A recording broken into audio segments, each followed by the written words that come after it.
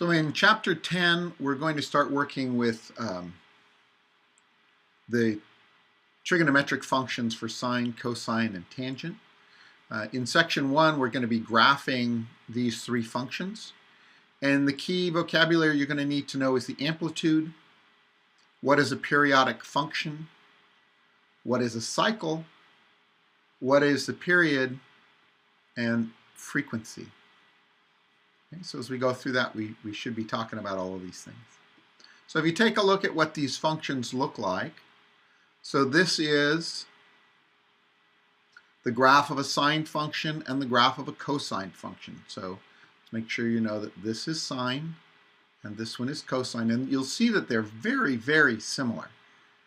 Right? And what really makes a difference is you'll notice that the sine function starts at the origin and the cosine function starts at the upper amplitude. Okay, so let's talk about what is amplitude. Each of these functions right here are centered around y is equal to 0. Okay, now that's not always the case, but as you work with a base function that doesn't have h and k like we typically have done, right, when we're working with the root functions, there's no translation, right? It's where the graph has moved from being centered around some sort of origin point, 0, 0 in this case, is where it's our starting point, and y is equal to 0 is our center. Okay, so this item starts on the center.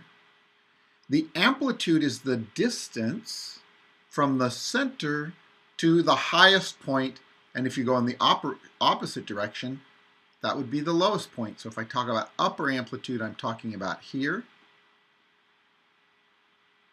And if I talk about lower amplitude, I'm talking about here. But the distance is the same, right? One up, one down. In this case, this has an amplitude of 1. Okay, so the cosine starts at the upper amplitude, sine starts at the origin, okay, or on the center. Now you'll notice that each time we go through a section here, these things move up and down a little bit. So important is to talk about a period, right? The period is the length, right? The distance from where we start to where we finish a cycle. So the period is the distance.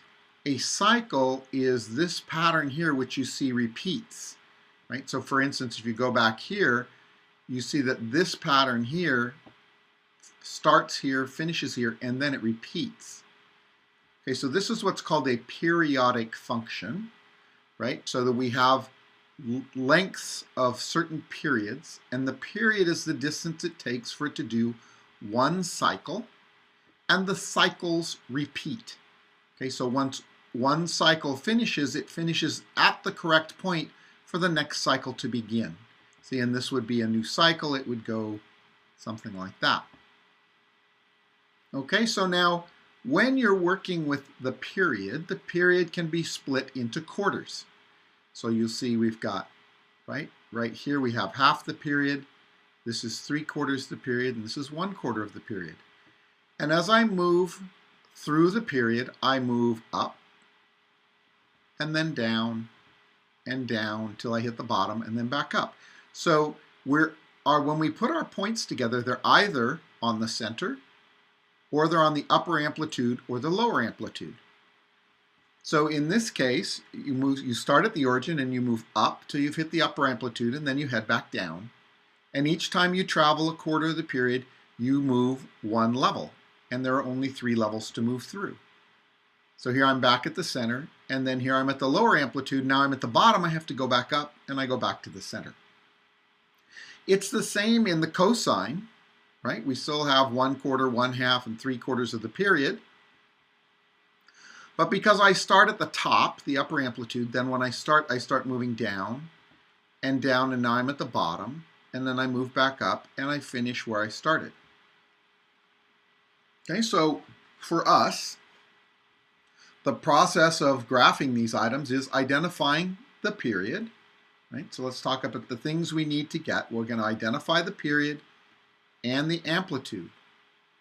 Once we identify the period, then we can create these quarters because they're all based on how big is the period, right? Once we do that, we can put in our points and sketch our graph. Right, so let's take a look at what that looks like. Let's talk about review, make sure I've covered everything that I was supposed to cover. We talked about the amplitude. We've talked about how the function is periodic and the shortest repeating cycle or portion of the graph is called a cycle. The cycle is what repeats, and the horizontal length of the cycle is called the period. Okay, so then we talk about more stuff. Where are the x-intercepts? Right, they're all going to be based on those quarters of the period. Okay, so I wouldn't bother memorizing these kinds of things because this is for a very basic, this is for a very basic function, and then these numbers are going to change as the different parts of this function change. Okay, so the coefficients and other items that we work with are what are going to determine the actual shape. Okay, so we can find the amplitude and the period. Those are things we want to find. And now we're talking about sine and cosine. When we get to tangent, it's a little different, right? So I can find the amplitude is the absolute value of A. So let's talk about A. A is the coefficient in front of my function. So you can see that in this function, it's 1. In this function, it's 4. Okay, and when we work with the period, it's going to deal with a different part of the function. It's the coefficient with the value of x, so that would be b. And in that case, that's going to be the 1/5. And you'll see there's nothing here, so in that case, this was also 1. Okay, so we're going to identify A to find the amplitude. We're going to identify B so we can find the period, and then we'll be able to graph our item. So I know that my amplitude here is 1 because A is 1. To find my period, it's going to be 2 pi over 1/5, which is 10 pi. Okay, so I'm going to do that with this function as well. I know that my amplitude is 4, and my period is going to be 2 pi divided by 1, which is just going to be 2 pi. Okay, so let's take a look at how that plays out. So if we work with this, this particular function, it's a sine function, right? I know I'm going to start at 0, 0. I know that I'm going to finish over here at, let's put it over here and call this 10 pi. Okay, I know I'm going to finish there. And halfway in between, this is 5 pi. Okay, so over here, this would be 10 pi divided by 4, which would be 5 pi over 2. This is 3/4 of, right, 3/4 of 10 pi. So this is going to be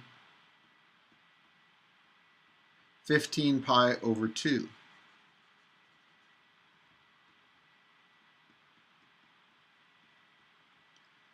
All right, and those are our points. So I know I start here and I go up to my upper amplitude. This is 1, and down here would be -1.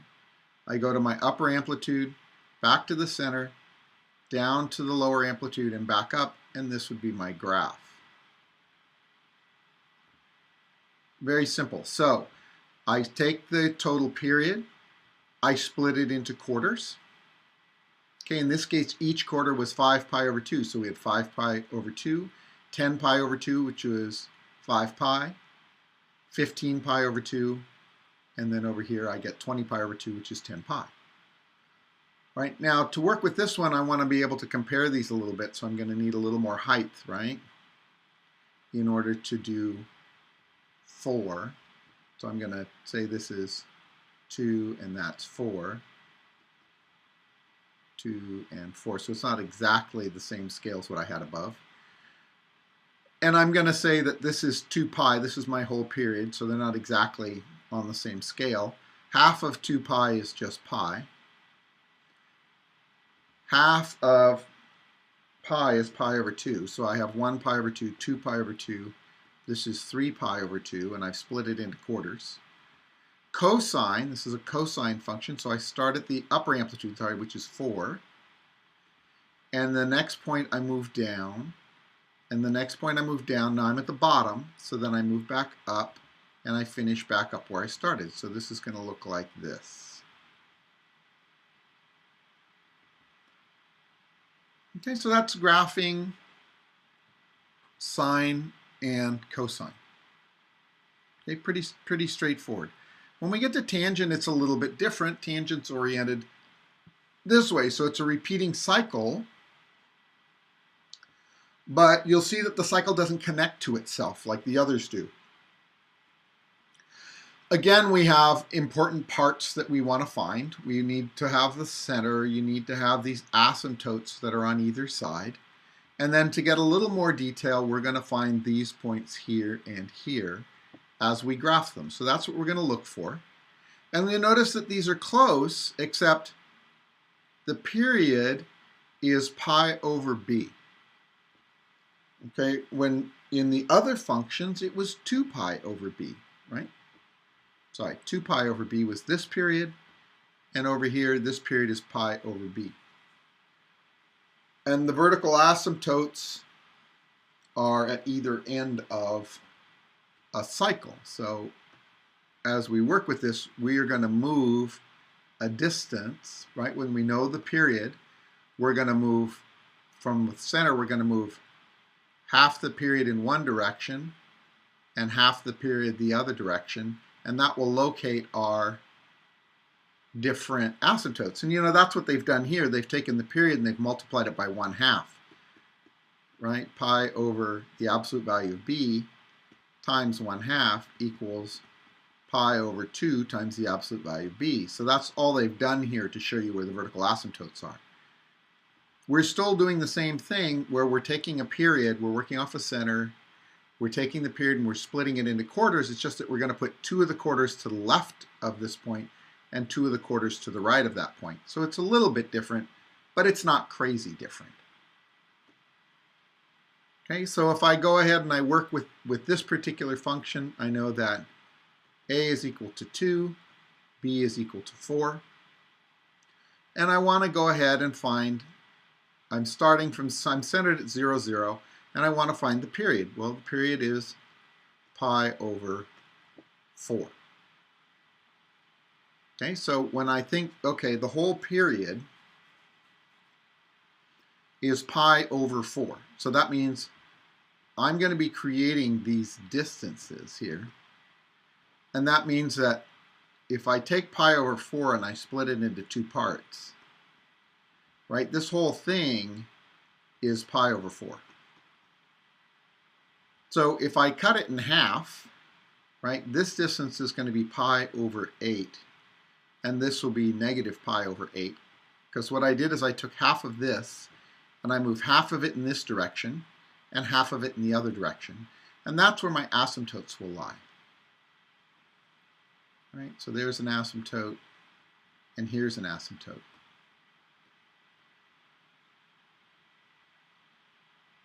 Right? There we go. Okay, and then as we go forward here, we're going to start looking at how am I going to find these other parts. I know some things. For instance, I know it comes in this direction, and I know it goes out this direction, and I know it passes through there, but I have to figure out what does it do in these spots, and these spots are what? This one is pi over 16, and this one is negative pi over 16. Okay. Also bear in mind that when I graphed this, I only graphed one cycle. I could keep going by 2 pi in this one and keep going by 10 pi in this one and keep repeating the process.